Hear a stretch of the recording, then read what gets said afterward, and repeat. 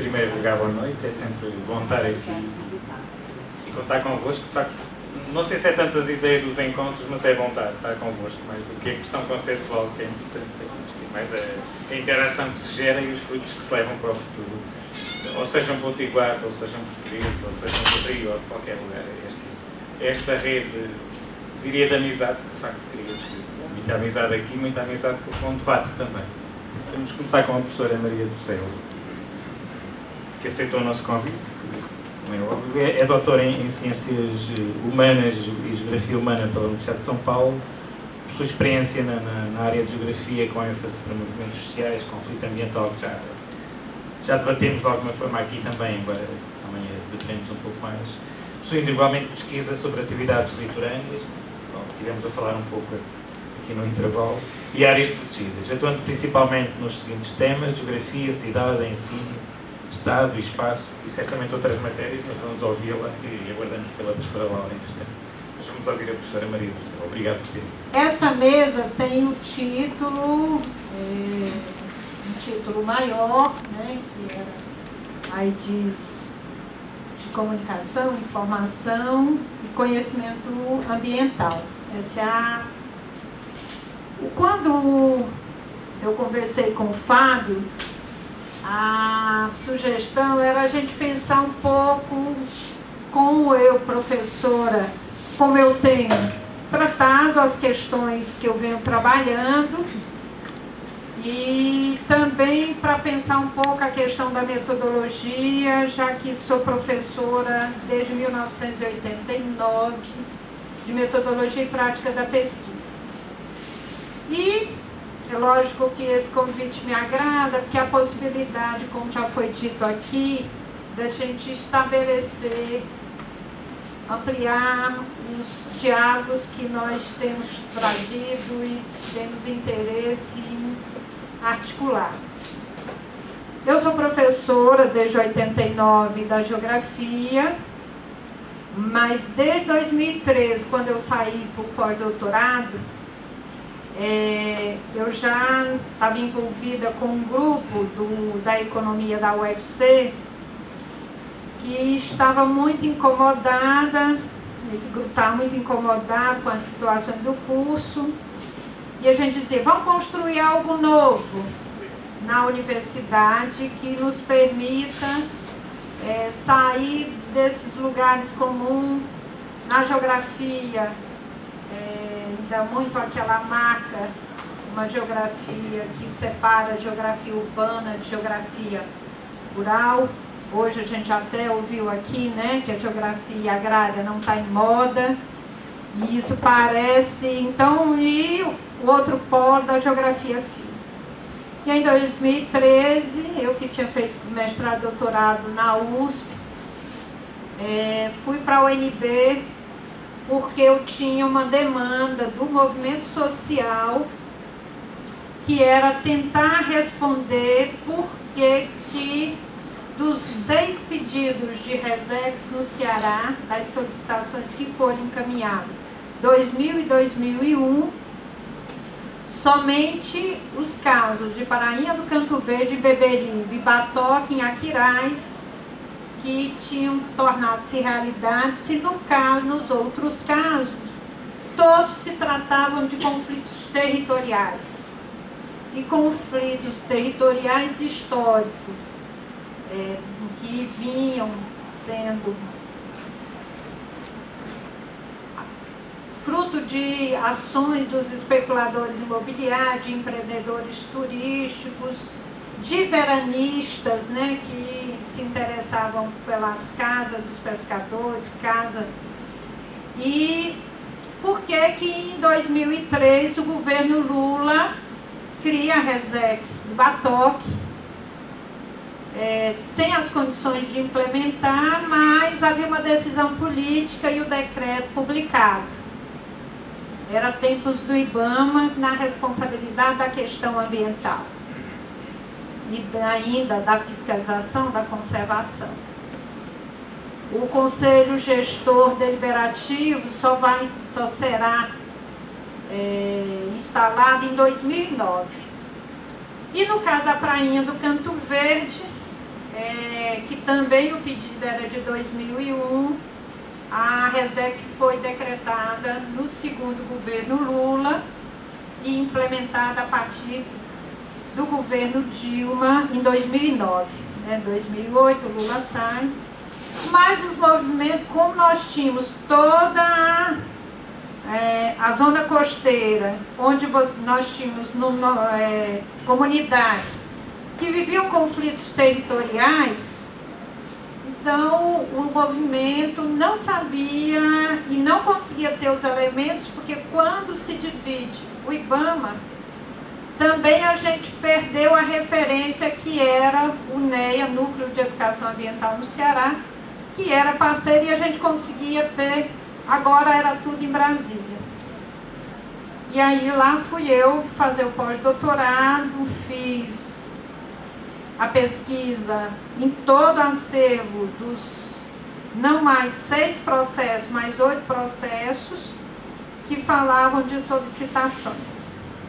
Só que dos 8 processos, os 2 encaminhados, que era Batória e Canto Verde, nós tínhamos um caso emblemático, que é Tatajuba, não sei para quem conhece o Ceará, Tatajuba está ali naquele contexto ecossistêmico de Jericoacoara, né, uns campos de duna belíssimos.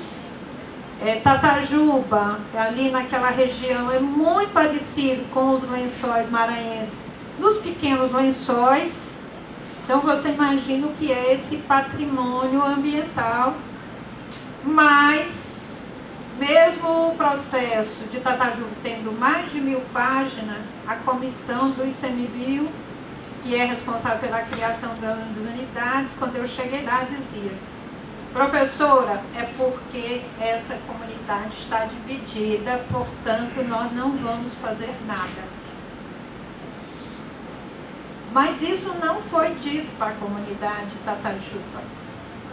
Nós sabíamos, porque eu trabalho com zona costeira, porque quando eu cheguei no Ceará, eu também já disse isso aqui hoje, os meus colegas da geografia, boa parte interesse em questões urbanas.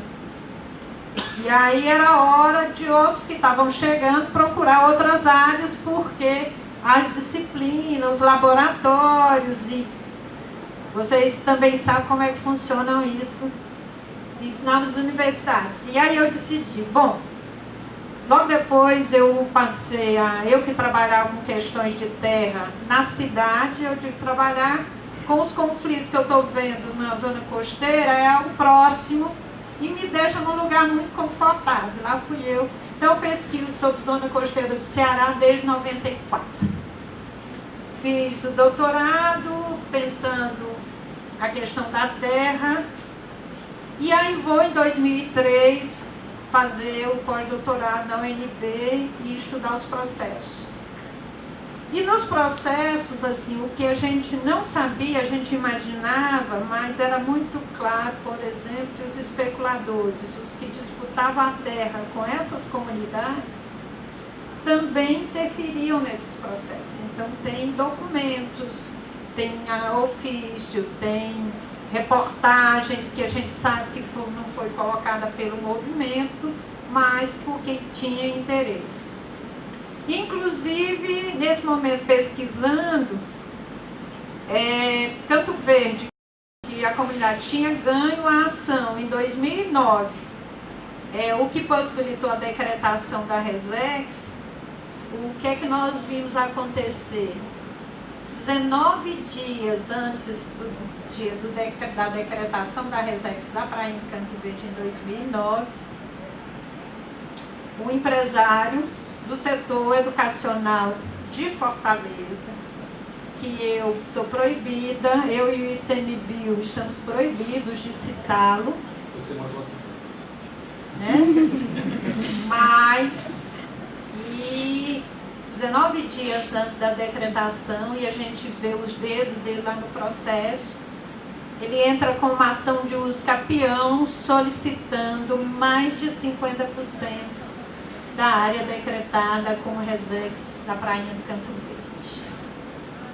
E esse empresário do Ceará, empresário de Fortaleza, uma escola que muitos dos nossos colegas da UFC têm seus filhos lá, porque é considerada uma escola que aprova no INPE, que aprova em outros institutos famosos e nas universidades brasileiras, e era um amigo da comunidade.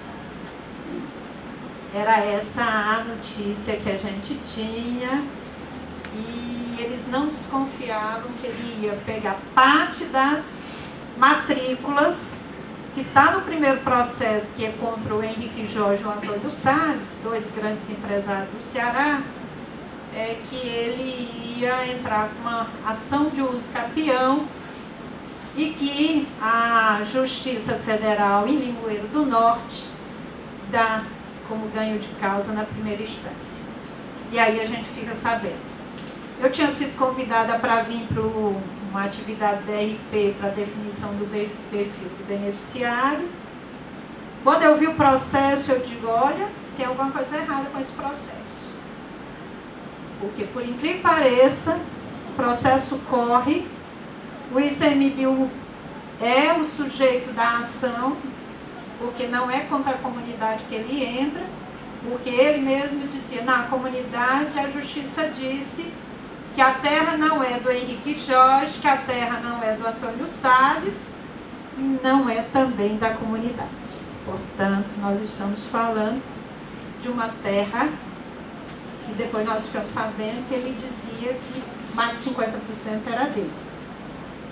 E aí a gente descobre que o ICMBio dizia, olha, em terra de unidade de conservação não tem possibilidade de uso capião, mas o procurador federal se esqueceu de olhar a data que o empresário deu entrada, 19 dias antes.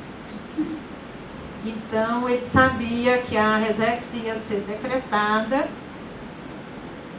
E nós estamos, então, trabalhando com questões de direitos, é a questão da terra, mas é a questão dos direitos territoriais, mas é também o que vem acontecendo no Ceará, e que não é diferente do Rio Grande do Norte, nem em outros locais da zona costeira brasileira, e segundo o Antônio Carlos Robert Moraes, pelo menos 2 reivindicantes em cada área que predomina na zona costeira. Então, é muito pouca área que está pacificada em termos da disputa, né? E o ICMBio disse que não tinha risco da comunidade perder.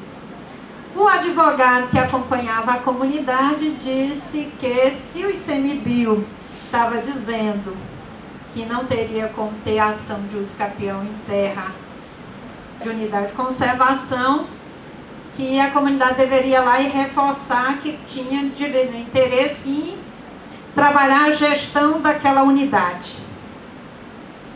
Não foi orientada e a comunidade ficou pouco atenta e não recolocou no processo que a terra era deles, que eles tinham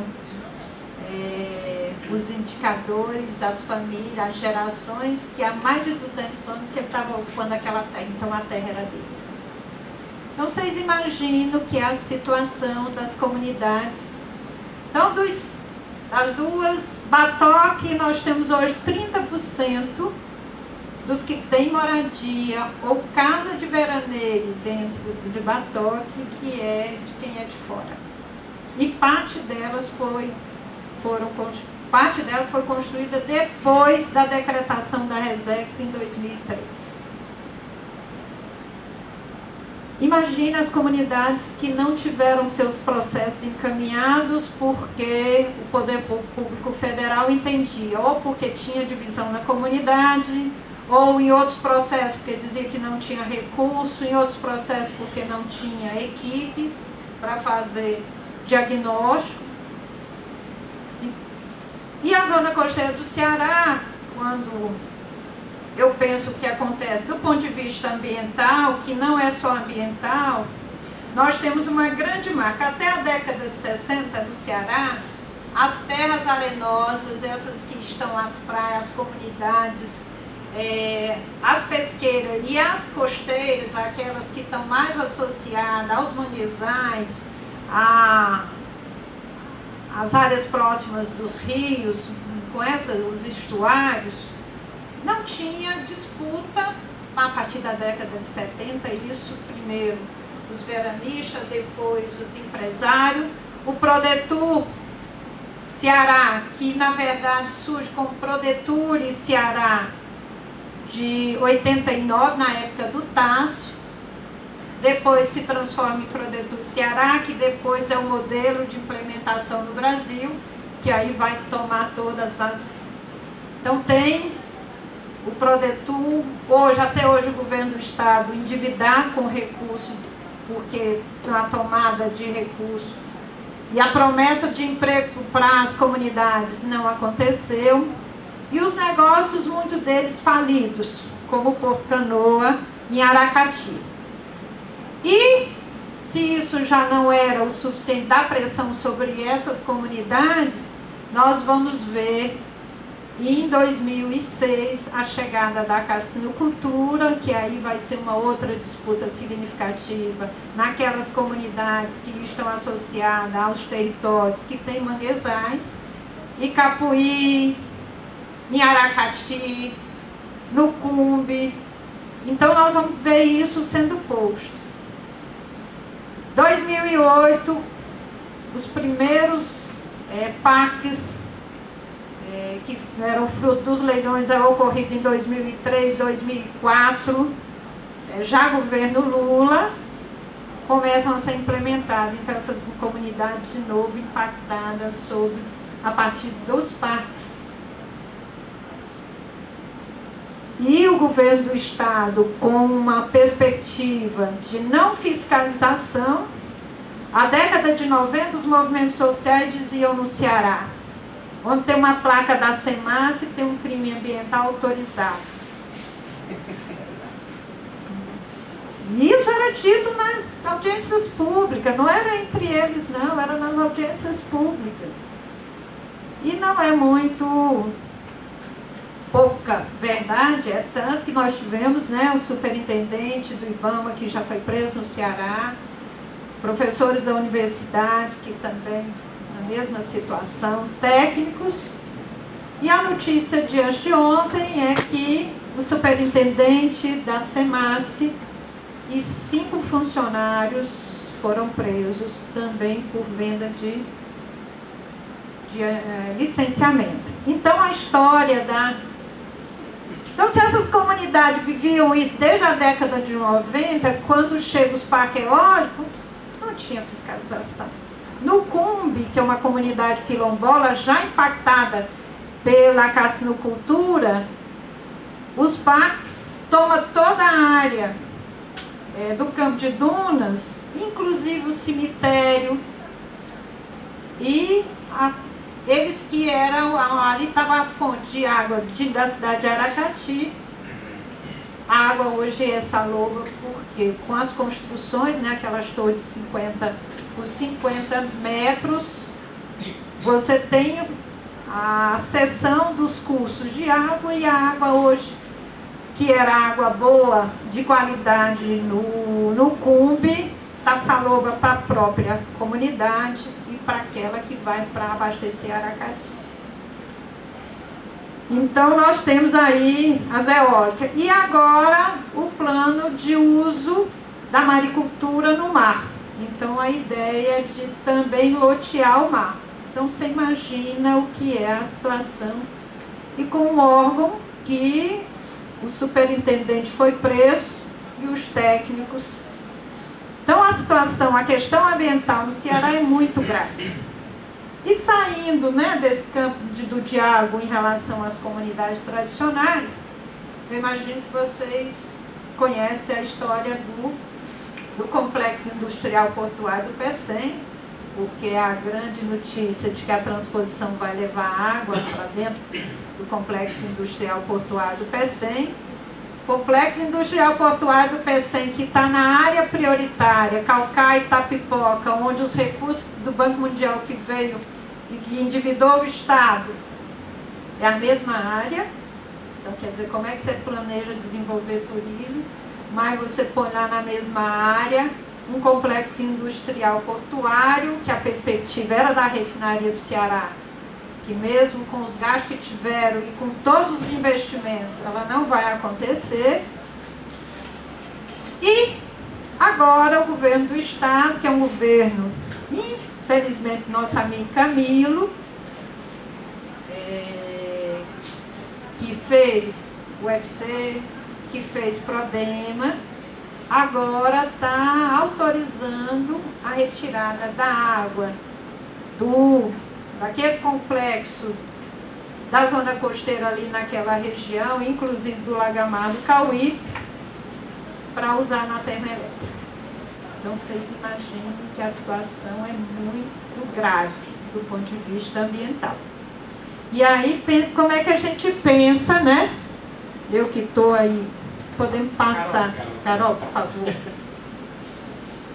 Então a questão no Brasil, se no Ceará o que nós estamos vendo é isso, eu imagino que se a gente pudesse olhar para cada estado desse país e pensar lá no Pará, no Rio de Janeiro, né, com a situação grave do Rio de Janeiro, Minas Gerais com Mariana, o Espírito Santo com a situação também lá com relação ao Vale do Rio Doce, Roraima, os países, os estados da Amazônia que têm indígena em todos os ataques, que não são só do governo, desse governo, mas que a gente já via no governo da Dilma já, o que é que significava a alteração na legislação. Então a questão ambiental é muito grave no Brasil. Apesar de que quando eu trabalho lá a disciplina Educação Ambiental para os bacharelados, aí é maravilhoso, porque eu trabalho a legislação, a gente tem esperança, diz, olha, olhando para isso aqui, nessa disciplina eu tenho alunos da engenharia, tenho alunos de cursos que não fazem essa discussão ambiental no sentido que a geografia, que outros campos fazem. Então é a possibilidade da gente falar, olha, a questão ambiental é uma questão chave nesse país e a gente precisa pensar, inclusive, por que é que vocês, alunos do bacharelado, estão fazendo educação ambiental. Porque nós temos a perspectiva de formar profissionais com uma outra possibilidade de atuação e é essa a meta. Agora você imagine, mas eles estão também, eles são parte dessa sociedade. Então, o que está na legislação brasileira, o que está na legislação do Estado do Ceará, que lá a gente tem algumas perdas. Quando trata, por exemplo, do Apicum, o Ceará é um dos estados que lutou para que o Apicum não fosse área protegida, porque não interessava liberar os apicuns para a carcinocultura. Então aí o que é que a gente pode pensar, né? O que é que nos instiga a pensá-la, como é que a gente constrói essa discussão. Imagine que eu não preciso ir muito adiante, porque as leituras não é o que a gente precisa trazer aqui hoje, né? Por favor. Mas, como a partir dessa situação em relação à questão ambiental, como para mim é estratégico pensar a complexidade do mundo que hoje é a nossa condição de existência. Eu, de um conjunto de textos e das questões que eu tenho levantado, eu separei essas que eu acho que são questões estratégicas. Requer interligar saberes e experiências, eu acho que aí o Morin nos diz como é que a gente pode pensar uma outra perspectiva de produção de conhecimento. Eu gosto disso. Eu tenho uma preocupação com o Morin, porque muitos dos que leem o Morin, talvez com seus intérpretes, né, acham que ele está dizendo que não tem mais campo de conhecimento, e eu não leio o Morin assim. Eu acho que ele propõe uma mudança do ponto de vista da perspectiva metodológica de pensar a complexidade. Mas essa complexidade não significa que nós precisamos acabar com uma perspectiva do olhar. O olhar do geógrafo, o olhar do historiador, o olhar do cientista social, ou qualquer outro profissional. Por quê? A complexidade nos diz das trilhas que nós vamos construir e não de que a realidade a priori ela está posta porque nós estamos dizendo que nós vamos começar a partir de um lugar de experiência, de um lugar de produção do conhecimento. Mas acho que é preciso pensar. E como eu trabalho com comunidades tradicionais, penso que eu aprendi mais com essas comunidades, com conservação dos sistemas ambientais que essas comunidades estão associadas, do que com muitas publicações que estão aí repetidas e no mercado. Inclusive porque muita coisa está repetida, né? Às vezes você começa a fazer a revisão bibliográfica e você vai encontrando, porque tem um jeito de fazer produção acadêmica nesse país. Essa é uma das discussões que eu acho que a gente precisa fazer. Aí o debate sobre os modelos de desenvolvimento, o metabolismo do sistema do capital, o papel da crise, é crise cíclica, o Mesad vai apontar que é crise estrutural, a gente precisa pensar isso. Acho que a gente precisa também compreender os diferenciados modos de vida, porque no caso das comunidades tradicionais, desde aquelas comunidades nas suas organizações mais antigas e as suas histórias, com o que a gente vê hoje, mesmo considerando a diferença das escalas e intensificação de uso, mas mesmo assim me parece que tem um outro jeito de pensar essa relação com a natureza. Que eu vou dizer que eu acho que a gente precisa pensar para além disso. Então precisamos considerar. E aí pensar o que é o modo de viver, aí na perspectiva do modo de vida urbano, essa sociedade do consumo, as marcas que isso traz e todos os seus processos. Desvelar o papel dos agentes sujeitos históricos, né, que tem aí, eu acho que é importante. E pensar, né, como lidar com as interconexões de natureza, economia, cultura e política, que eu acho que é outro caminho fundamental. Então, penso que eu, pelo menos, trabalho com isso. Lá nas disciplinas, tenho tentado me preocupar com essas grandes questões, com os autores que me ajudam nessa caminhada. O Antônio Nova diz que pesquisar é transformar. Ele, inclusive, tem um livro, né, que ele tem falado disso, ele trabalha a partir, e aí eu gosto que é alguém que vem da educação, e ele vai insistir. A ciência é metódica, nós sabemos, reconhecemos isso, mas é preciso pensar que o pesquisador, e aí me lembrando quando aqui, apesar de que hoje aqui nós somos a maioria, um grande número de professores, mas eu imaginei encontrar os estudantes, e eu tenho dialogado lá com os estudantes da UFC, e eles têm muito pouca disposição de fazer revisão bibliográfica, de fazer revisão integrativa. Parece um grande esforço perdido, até porque quando a gente trabalha as metodologias participativas, parece que nós podemos abrir mão de todo esse conhecimento que foi sistematizado.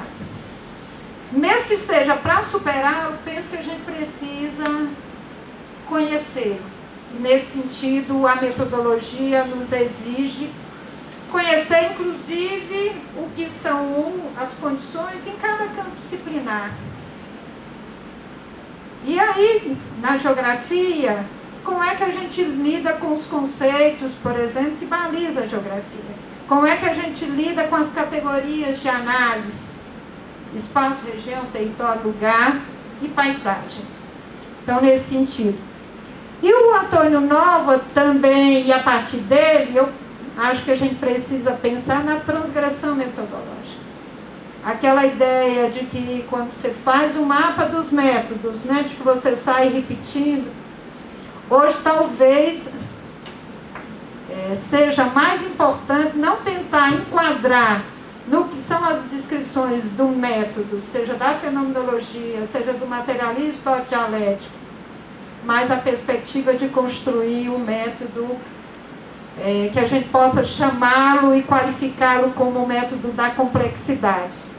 Mesmo com as dificuldades que isso nos põe. Não acho simples. E transgredir os limites do conhecido, né? Porque das pesquisas que eu tenho feito, inclusive dos encontros, na questão ambiental, a gente ainda tem muito da repetição dos diagnósticos. E aí os diagnósticos nos apontam a realidade, é importante, mas ainda não conseguimos caminhar para que, nas nossas pesquisas, de fato, por exemplo, possibilite que o Estado do Ceará e os órgãos que têm responsabilidade com a questão ambiental atuem de modo diferenciado. E a UFC, né, os rankings estão aí apontando, a administração comemorando os rankings, os resultados. Tem muita pesquisa realizada, mas quando a gente chega dentro dos órgãos, por exemplo, o que é essa contribuição que poderia vir da pesquisa para gerar uma outra atitude, inclusive do setor público, às vezes a gente nem encontra os trabalhos.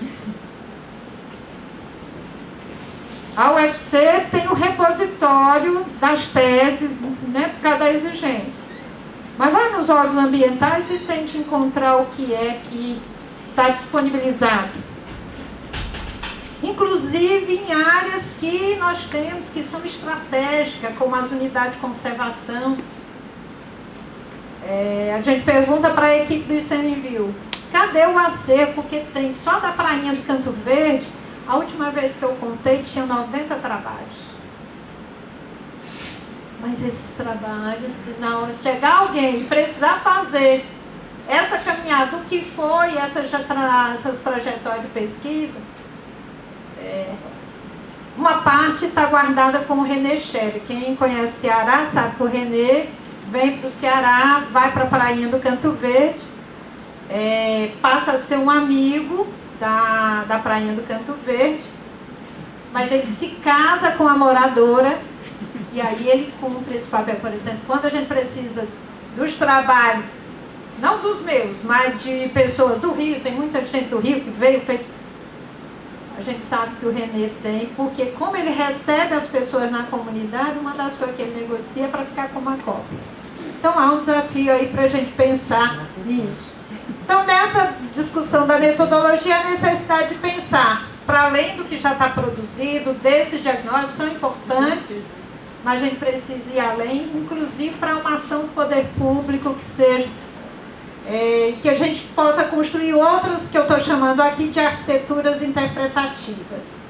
E no debate da geografia, que eu penso que é importante para o debate da economia, para o debate das políticas públicas, é a discussão sobre condição espacial. Aqui eu estou me lembrando da Ana Fani, ela tem um livro, A Condição Espacial. Tem outros textos, mas acho que é importante citar esse.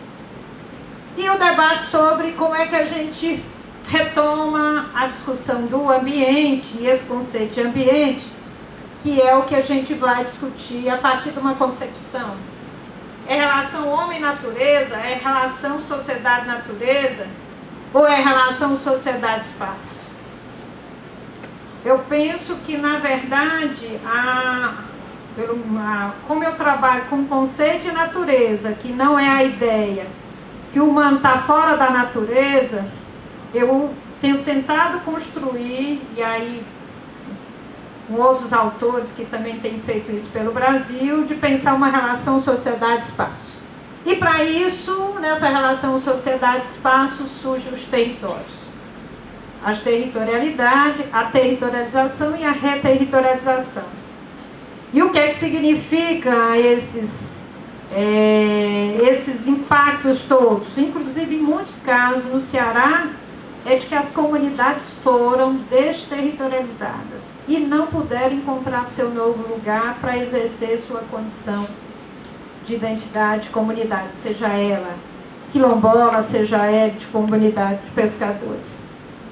E aí, nesse sentido, os desafios dos novos campos de conhecimento. Desse trabalho, acho importante algumas coisas que a gente tem feito no Ceará. Eu acho que a proposição do curso de Economia Ecológica é um esforço no sentido de pensar a questão ambiental, para além dos diagnósticos, para além de uma perspectiva de a economia do mercado, que foi o que fez parte dos nossos colegas da economia compreender que não dava mais para ser professor da FEAC e construíram um curso que a gente lá entendia que era a crítica a esse modelo, chamado modelo de desenvolvimento.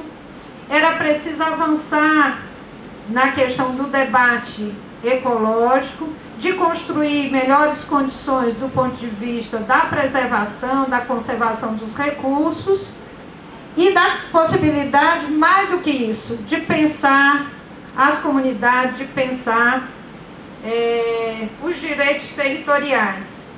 E aí isso está posto. O curso, ele é uma novidade, envolveu gente da economia, geografia, história, antropologia, engenharia agrícola, biologia. É lógico que nós dialogamos com outras pessoas, mas não eram os cursos, era uma outra pessoa que vinha ali pontualmente. O curso foi apresentado inicialmente para a FEAC, porque era a ideia de fazer um segundo curso na própria faculdade. A faculdade não aprova. E a decisão do grupo foi encaminhar a proposta de criação do curso de Economia Ecológica dentro do Centro de Ciências Agrárias. É lógico que não sem resistências, porque lá já existia um curso chamado Engenharia Agrícola, então dizia, olha, o que é que há de novo nesse curso? Mas quando a gente olha para o curso de Economia, para o curso de Engenharia Agrícola e o curso de Economia Ecológica, nós sabemos que há diferenças importantes e que era possível construir esse caminho. Nós estávamos animados, essa proposta de 2013, 2000, a crise se aprofunda a partir daí, e o que era uma marolinha, não era tão marolinha assim, e nós passamos a viver uma crise política gravíssima, porque eu não acho que só é uma questão da corrupção. Aliás, não é uma questão da corrupção, é uma questão da crise política, da disputa e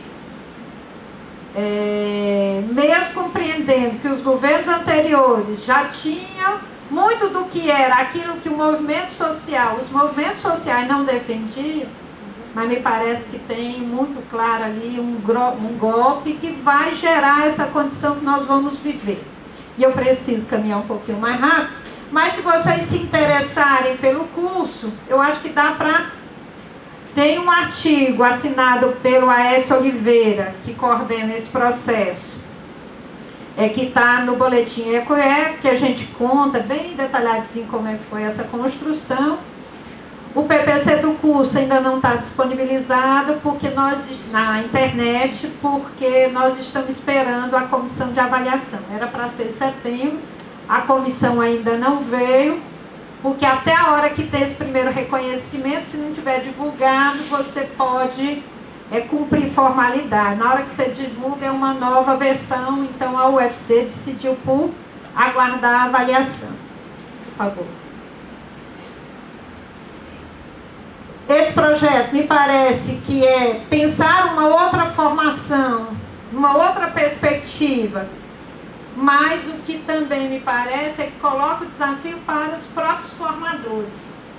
Não é simples ser professor da economia ecológica, nem para os professores que são formados em economia, nem para nós de outras áreas, né? nós da geografia, eu acho que eu mexi em quase tudo que eu podia articular, aquilo que poderia ser, a partir dessas ideias, nós fizemos. Mas uma outra coisa é estar no cotidiano do curso e construir isso, inclusive num curso noturno, porque a grande demanda na UFC é ter curso noturno, do ponto de vista dos estudantes. Agora, realizar isso, inclusive numa universidade que nada funciona à noite, então não é simples. E o próprio papel da universidade, né? A UFC, que tem conseguido todos os resultados, um curso novo, com as dificuldades de construção de uma nova área, também não é simples. É tanto que teve uma decisão de que os professores que estão envolvidos, ao invés de estarem juntos numa mesma unidade, que você potencializaria a ação desses trabalhadores, o que a decisão da universidade é que cada um fica na sua unidade. Então você imagina o que é garantir um curso com toda uma carga horária, com todo um perfil que tem a perspectiva de trabalhar com a complexidade e você está nas unidades espalhadas. Então não é, por favor. Acho que temos ameaça significativa e isso já foi tratado aqui por causa desse governo. Penso que não é muito difícil entre nós ter uma maioria que reconhecemos isso.